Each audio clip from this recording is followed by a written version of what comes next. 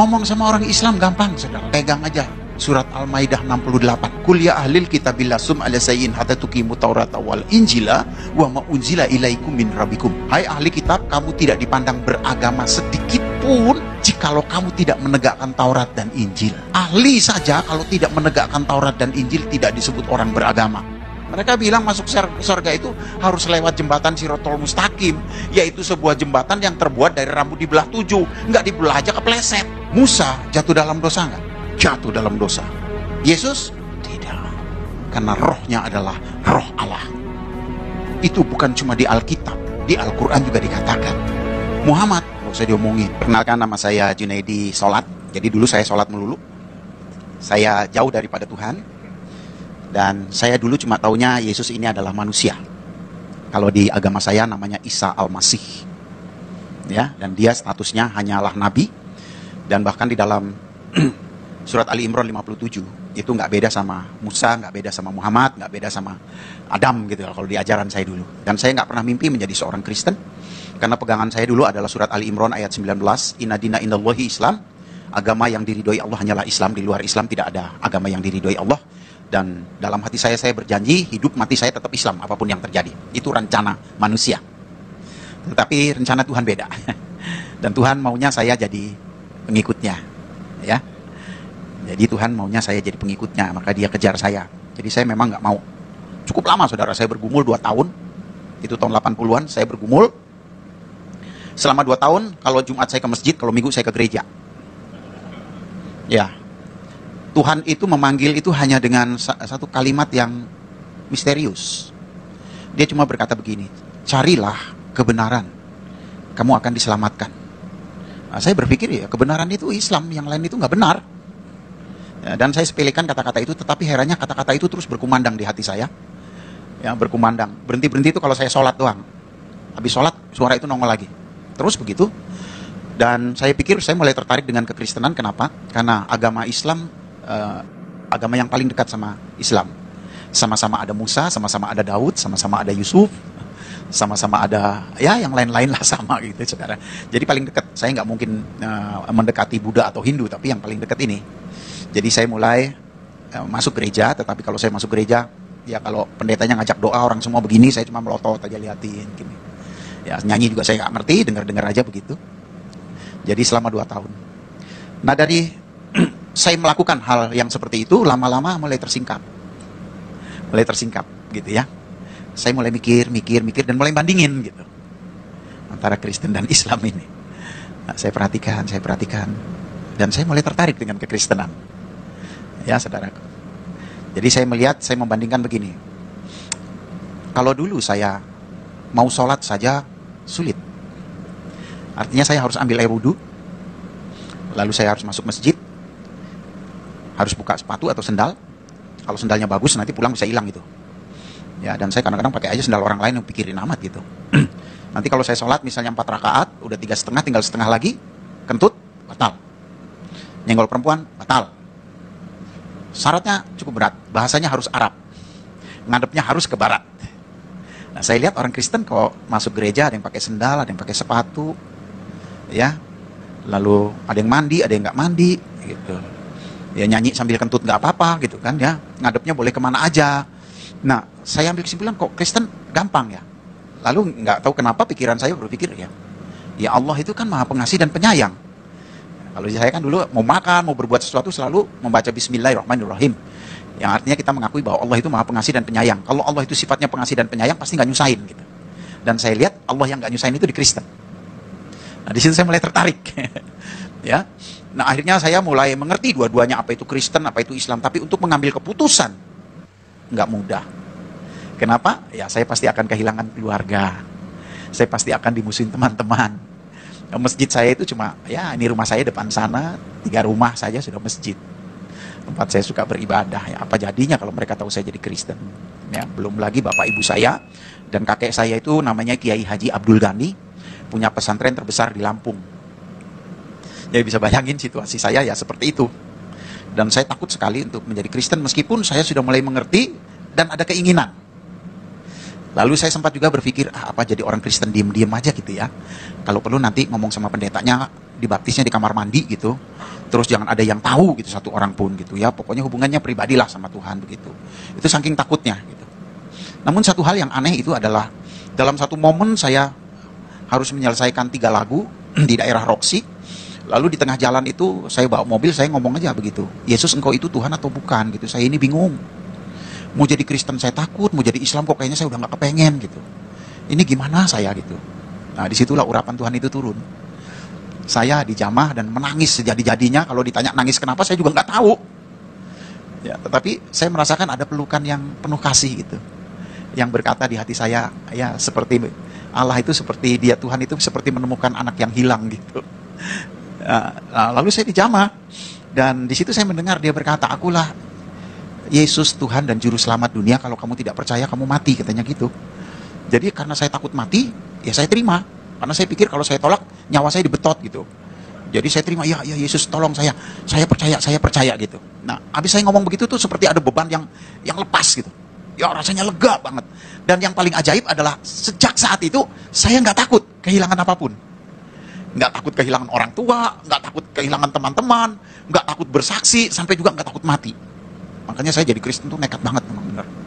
Ya, saya nginjil di mikrolet, saya ketemu haji gitu. Rasanya pengen ngomong terus gitu, sama siapa aja. Nah tetapi memang saya percaya kalau bapak saya, keluarga saya tahu saya jadi Kristen, pasti saya dihakimi, nggak mungkin nggak. Nah di situ saya persiapkan diri saya, lalu saya kembali lagi belajar Al-Quran, hadis, saya pelajari. Lalu puji Tuhan, Tuhan itu memberi waktu yang sangat baik. Ya, salah satu guru saya adalah yang saya sangat cintai itu Hamran Amri. Jadi kebetulan waktu itu rumahnya dekat rumah saya. Ya udah di situ kalau ada apa-apa tanya ya, akhirnya saya jadi pinter. Ya, dan betul saja satu kali orang keluarga saya dengar saya jadi Kristen, lalu saya dipanggil dan saya dihakimi, saya disidang gitu. Jadi ditanya, kenapa kamu jadi Kristen? Kamu itu bikin malu orang tua. Bapakmu ini dari kecil sampai tua segini nggak ada satupun keluarga yang Kristen kecuali kamu. Kamu itu udah gendeng, gila apa-apa gitu. Ya saya jawab, saya jadi Kristen karena Muhammad yang nyuruh gitu. Ya karena saya udah belajar, saya tahu jawabnya. Mesti begitu, baru nanti dia kan pasti cari tahu. Ya, saya bilang, kalau saya bilang saya jadi Kristen karena Yesus, bingung nanti dia, itu kan pengalaman pribadi. Tapi kalau karena Muhammad yang nyuruh, nah dia penasaran, ya suruh buktiin gitu. Oh, saya buktiin.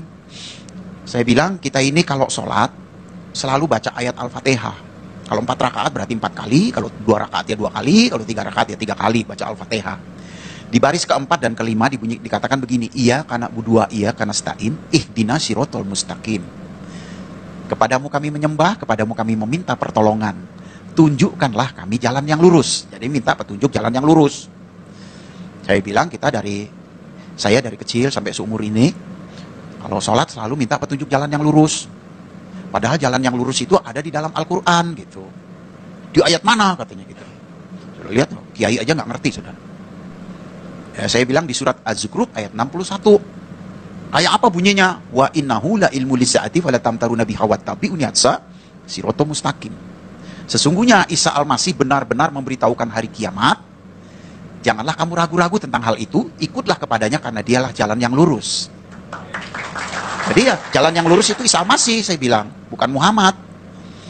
Saya bilang, kalau ada satu ayat aja Muhammad berkata, akulah jalan yang lurus, saya nggak mungkin ikut Isa Al-Masih, saya bilang. Gitu. Nah, di situ debat lagi. Kamu perhatiin ayat ini. Katanya di sini, nya ini huruf besar bukan huruf kecil, ikutlah kepadanya. Nya di sini yang dimaksud Allah. Kamu boleh percaya Isa Al-Masih, tapi jangan jadikan dia Allah, karena Allah sama Isa Al-Masih beda, katanya begitu. Nah, saya kasih tahu lagi dalam surat Luqman, ya, surat yang ke-34 ayat 4 dikatakan, yang tahu hari kiamat adalah Allah. Jadi surat Luqman berkata yang tahu hari kiamat Allah. Surat Az-Zukhruf yang tahu hari kiamat Isa Al-Masih. Kalau gitu Isa Al-Masih dan Allah itu sama-sama tahu gitu. Kan nggak ada satupun yang tahu hari kiamat itu kapan kecuali Allah dan kecuali Isa Al-Masih. Lalu terjadilah debat dan akhirnya bapak saya nyerah dan saya diusir. Tadinya saya mau dibunuh juga itu. Tapi saya diusir dan tidak diakuin sebagai anak. Ya, itu yang terjadi.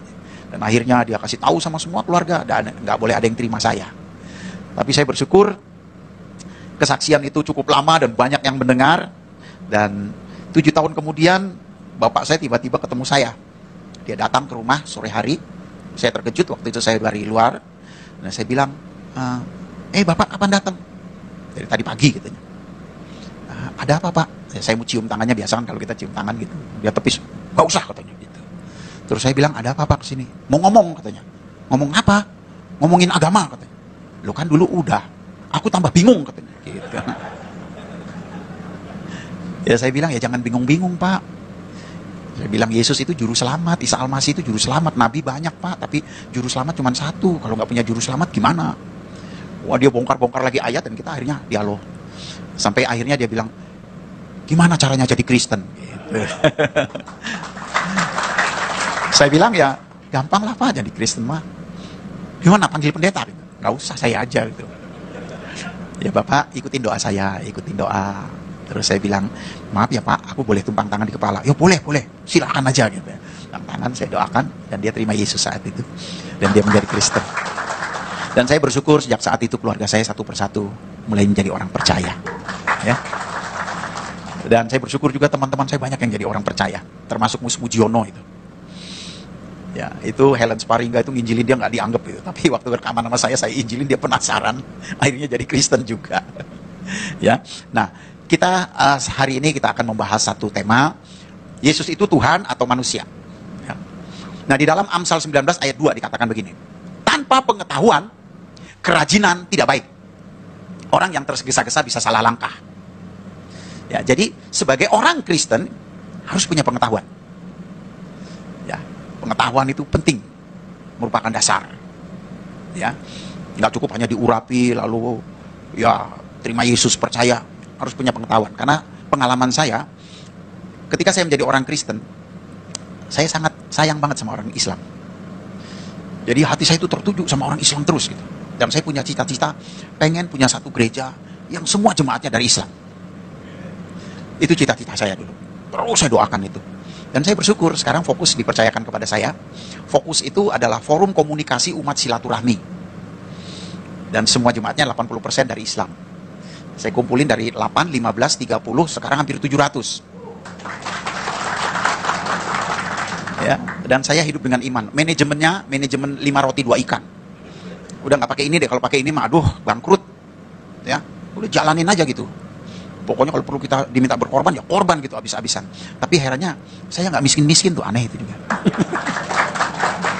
Dan uang kasnya nggak kekuras-kuras, segitu-gitu terus, naik, turun dikit, naik lagi gitu. Unik gitu. Saya melihat Tuhan ini luar biasa gitu, ya, dahsyat. Nah, saya ambilkan dari Yohanes 17 ayat 3. Demikian firman Tuhan. Inilah hidup yang kekal itu, yaitu bahwa mereka mengenal Engkau satu-satunya Allah yang benar, dan mengenal Yesus Kristus yang telah Engkau utus. Ayat ini sering kali dipakai oleh saksi Yehova. Karena orang saksi Yehova itu percaya kepada Allah, tapi Yesus hanya utusan. Nggak disembah sebagai Tuhan. Mirip kayak Islam, dan Islam itu sangat dipengaruhi dengan saksi Yehova. Karena pada waktu Muhammad itu menikah dengan Siti Khadijah, istri yang pertama itu agamanya Kristen. Tapi saya curiga Siti Khadijah ini Kristen saksi Yehova kayaknya. Iya, karena memberi pengaruh yang kuat sama Muhammad ini. Muhammad juga begitu, percaya Allah dan Muhammad itu utusan gitu. Jadi dia buat sebuah agama yang seperti itu. Ya, nah, Alkitab di sini jelas menulis. Ini adalah doa Yesus. Inilah hidup yang kekal itu. Kira-kira gini. Inilah kalau orang mau masuk sorga gitu. Ya. Yaitu bahwa mereka mengenal Engkau satu-satunya Allah yang benar. Ini yang pertama ya. Mengenal Engkau. Saudara, kita semua sulit sekali bisa mengenal Allah. Tapi kita bisa mengenal Allah kalau Allah lebih dahulu memperkenalkan dirinya. Ya. Jadi memang seperti itu. Mungkin kita semua kenal Jokowi, Presiden Indonesia. Tapi secara pribadi kita mengenal dia sulit.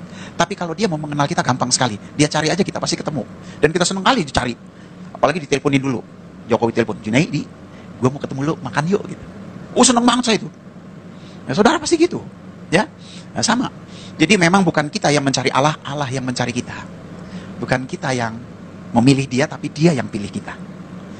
Jadi saya dipilih Tuhan, saya bersyukur sekali. Berterima kasih banget Tuhan pilih saya. Kalau enggak ya kacau ya saudara. Saya bayangin kalau saya mati di Islam. Orang Islam tuh kalau mati dibikin permen saudara. Dipocongin, tuh kayak permen itu kan. Ikat atas, ikat bawah. telanjang bulat lagi. Udah gitu kepalanya dipeluntir ngadep ke Mekah, karena kiblat mereka kan ke Mekah.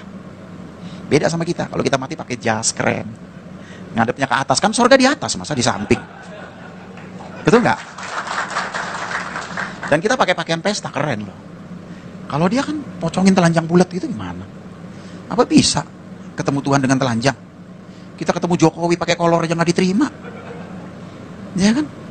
Itu satu gambaran. Kenapa kita kalau meninggal itu dipersediakan sedemikian rupa? Ya, di peti mati, ngadepnya ke atas. Wow, luar biasa. Jadi saya pikir-pikir, untung saya nggak, ya, saya dipilih oleh Tuhan. Kalau nggak dipilih, waduh, mau kemana ya saudara? Sulit loh saudara, nggak gampang loh orang percaya Yesus itu. Saya kalau boleh sombong sedikit, nggak pernah saya ngobrol sama orang Islam, entah itu kiai, entah itu ustadz, bisa menang sama saya. Saya berani taruhan, lu kalau menang gua nggak sembah Tuhan lagi, lu yang gua sembah. Nggak ada yang bisa menang saudara. Biar kalah, belum tentu jadi Kristen. Betapa beruntungnya kalau saudara jadi Kristen. Makanya orang Kristen itu jangan cuma percaya Yesus, harus bangga punya Yesus. Saya bangga banget jadi orang Kristen, dipilih Tuhan. Wow. Ya, kalau saya boleh memilih, saya nggak pengen jadi Kristen. Jangankan masuk gereja, nginjek tanah gereja aja haram. Apalagi masuk gereja. Tapi Tuhan pilih saya. Dia panggil saya. Saya dijadikan orang percaya. Saya diajar, saya dituntun. Saya bersyukur, memang berat saudara ikut Tuhan. Tahun pertama sampai tahun ke-8 saya bangkrut, saudara, nggak punya apa-apa, ditinggalkan keluarga, dimusuhin teman-teman, bokek, mobil tinggal satu hilang, hilangnya di gereja lagi. Betul-betul. Saya kadang-kadang waktu itu kalau masuk gereja, aduh, orang gereja enak-enak banget nyanyinya. Kiri kananku ada Tuhan, sekelilingku ada Tuhan. Kalau saya lebih cocok nyanyinya, kiri kananku ada hutang, sekelilingku ada hutang, karena saya makan aja harus hutang, pimpit utang-utang di warung. Sulitnya luar biasa. Tapi saya bersyukur 8 tahun cukup ujian. Sekarang saya sudah melayani Tuhan 34 tahun. Dan Tuhan sangat berkati hidup saya. Ya. Kondisi saya dalam keadaan miskin, didatengin keluarga. Mereka ngelewein semua. Lu si murtad, lu si jadi orang kafir, makanya lu dikutuk sama Allah. Sekarang kelihatan kan, lu miskin melarat, ntar lu masuk neraka. Bukan cuma neraka, keraknya neraka. Tapi saya tetap bertahan. Kenapa saudaraku? Ada sesuatu yang luar biasa ikut Yesus. Biarpun saya susah, tapi iman saya nggak rontok gitu loh. Tetap aja. Bahkan banyak pujian di hati. Biarpun saya ngutang kiri kanan sulit gitu, tapi damai sejahtera itu tetap ada. Tenang, damai, dan punya iman yang sangat yakin punya masa depan yang baik. Dalam keadaan susah, melarat, ya begitu yang saya alami. Ya, sekarang saya sudah melayani Tuhan 34 tahun. Saya tidak kekurangan suatu apapun. Bahkan kalau boleh saya agak sedikit bermegah, tidak ada keluarga saya yang lebih kaya dari saya. Dalam materi, dalam banyak hal. Luar biasa ya. Karena bagi Tuhan itu nggak ada yang mustahil. Asal kita setia saja, sungguh-sungguh pasti Tuhan buka jalan. Ya, banyak hal yang kita tidak mengerti dan Tuhan berikan itu. Nah, jadi kita harus mengenal Allah. Kekristenan bukan agama. Yesus datang ke dunia nggak buat agama. Yesus datang ke dunia kedua mencari orang berdosa, dan ketika orang itu menerima dia, orang itu menjadi bait Allah. Bait Roh Kudus. Jangan terjebak dalam keagamaan. Ya saudaraku, Yesus tidak pernah buat agama. Maka itu kalau kita nginjil, orang Islam suka bilang apa? Kristenisasi. Padahal bukan kristenisasi, selamatisasi. Karena kita tidak mengharapkan orang pindah agama kok. Ya. Seseorang menjadi bait Allah, menjadi rumah Allah. Dan kalau dia menjadi bait Allah, Roh Kudus berkarya dalam hidupnya, dia pasti berubah. Dan kalau Tuhan merubah kita, bukan cuma kita yang heran, orang lain juga heran. Makanya saya kalau ketemu Rano Karno, Herman Felani, teman-teman dulu, waktu saya main film, mereka suka tanya, Jun, gua heran, lu kok bisa jadi pendeta tuh gimana ceritanya? Saya jawab, jangankan lu heran, gua aja heran. Kenapa? Ada sesuatu yang heran. Hati kita nggak melekat sama dunia. Dunia buat kita cuma sarana hidup. Ya, saudara punya mobil Jaguar keren juga, nanti kalau mati yang gotong L300 kok. Ya, jadi ya seperti itu. Saya punya rumah, kamarnya 5, saya nggak pernah pindah-pindah di situ-situ aja. Iya kan? Apa ada saking kayanya kita makan apa ya? Beli arwana goreng yuk, kita beli ikan arwana yang harga 50 juta kita goreng. Enggak juga kan? Ya kan, sederhana sekali sebetulnya hidup itu. Tapi alangkah indahnya selama kita hidup kita bisa jadi berkat. Dan itu hanya dimungkinkan kalau ada roh Allah di dalam kita. Ya, kita menjadi baitnya. Nah, setelah Allah memperkenalkan dirinya kepada kita, seharusnya kita mengenal dia. Balik. Itu namanya akrab. Ya, kalau kita nggak akrab susah, saudara. Harus bergaul karib sama Tuhan, ini penting. Ya, saya mau tanya dulu sama saudara. Allah kita sama Allahnya orang Islam sama nggak sih? Allahnya orang Kristen sama Allahnya orang Islam sama nggak?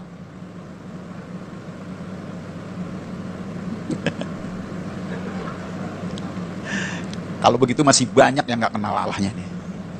Saya kalau di gereja Pak Niko aja yang sekali hadir saya khotbah 2000 orang, saya tanya dengan pertanyaan yang sama, kayak saudara juga jawabnya. Ada yang bilang sama, ada yang bilang enggak, yang paling banyak melotot. Yang paling banyak itu. Kira-kira nggak tahu itu jawabnya apa. Nah, kita harus kenali Allah kita. Ya, saudaraku. Sekarang saya tanya dulu, Allahnya orang Kristen itu apa? Hah? Saya kalau khotbah mengajar, saudara. Supaya orang Kristen kuat, mantap, bangga sama Yesus. Allahnya orang Kristen itu apa? Saudara percaya nggak Alkitab firman Allah? Amin? Apa buktinya Alkitab firman Allah? Apa buktinya? Karena Alkitab itu terdiri dari 6.000 nubuatan. Nubuatan itu artinya perkataan Allah yang iya dan amin. Semua pasti digenapi, nggak mungkin nggak. Karena Allah kalau bicara, itulah yang terjadi. Dia berbicara, kamu akan dibenci banyak orang karena namaku tanpa alasan. Musuh seseorang adalah orang seisi rumahnya. Itu terjadi dalam hidup saya. Karena Allah sudah ngomong begitu duluan. Itu risiko. Ya, saudara. Jadi yang benar itu adalah firman Allah. Otak kita ini udah banyak yang nggak benar. Kenapa? Udah terkontaminasi dengan mikirin duit, rumah kontrakan, ya saudaraku, ya usaha. Jadi kadang-kadang Alkitab nggak jadi standar, saudara. Orang Kristen, Alkitab harus jadi standar. Karena yang benar itu adalah firman Allah. Yesus sendiri berkata, Bapa, firman-Mu adalah kebenaran. Jadi yang benar itu firman Allah. Kita ini udah banyak yang nggak benar, saudara. Nah, karena itu sebagai orang Kristen, kalau kita ditanya, harus kembali kepada Alkitab. Itu pasti benar. Nah, apa kata Alkitab? Apa Allah itu? Yohanes 1 ayat 1.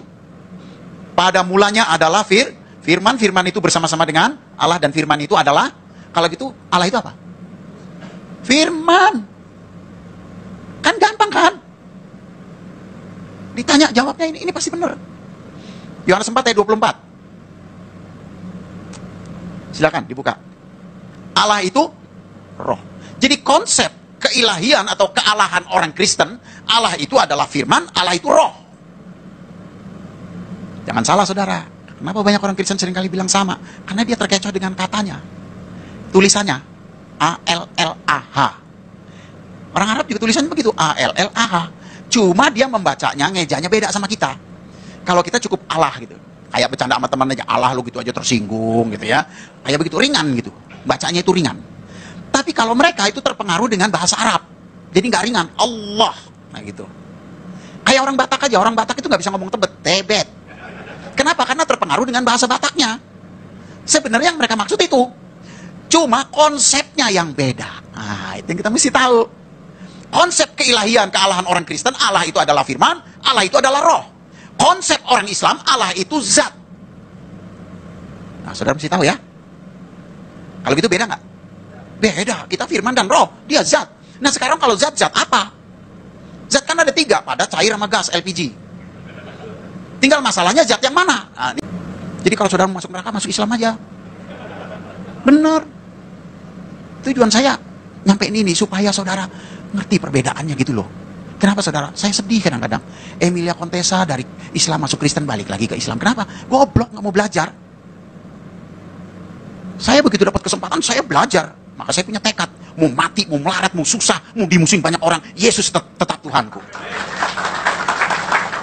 Karena saya tahu kebenaran udah. Oh, ini hitamnya, ini putihnya. Oh, udah tahu.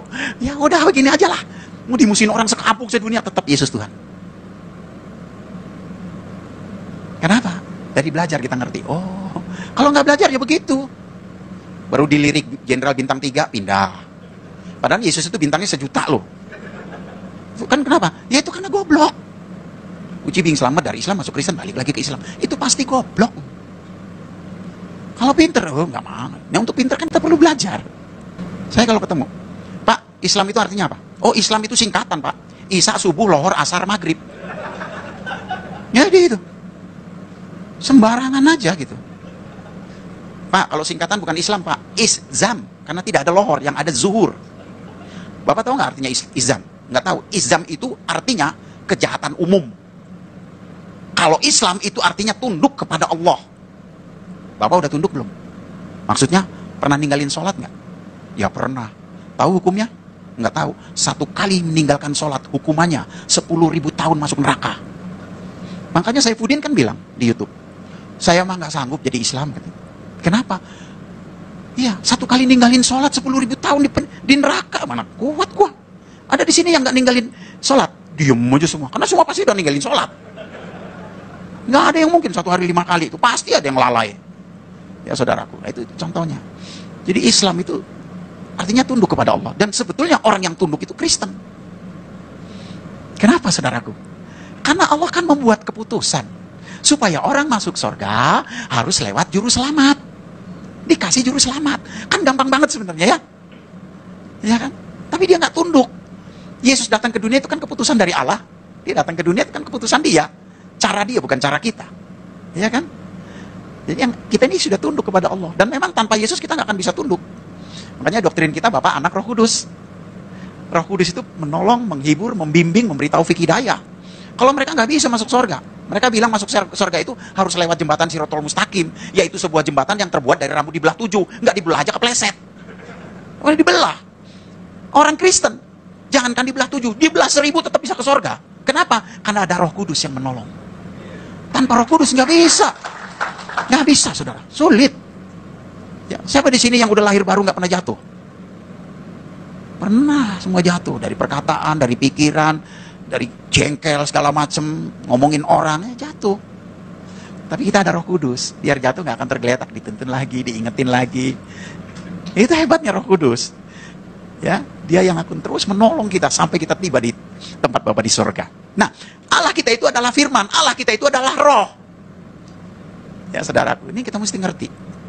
Kenali dia secara baik dan benar. Dan Allah kita itu sangat berotoritas untuk memilih. Dari mulanya ketika dia ingin menyatakan kasihnya, dia pilih sebuah bangsa namanya Israel. Betul nggak? Saudara percaya umat Israel pilihan Allah? Apa buktinya? Apa buktinya? Hah? Pertama, dalam Mazmur 147 ayat 19 dan 20. Di sana dikatakan Allah tidak pernah berbicara kepada bangsa lain. Hanya kepada Yakub, kepada Israel. Dan menyatakan hukumnya hanya kepada Israel. Artinya apa saudara? Tidak ada nabi yang berasal dari luar Israel. Itu buktinya. Jadi kalau ada orang ngaku nabi bukan orang Israel, itu pasti palsu. Saya nggak nyindir, cuma nyinggung aja.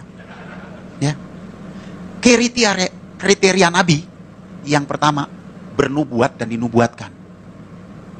Muhammad apa yang dinubatin? Nggak ada, dia nggak pernah bernubuat, apalagi dinubuatkan. Yang ada dibuat-buat.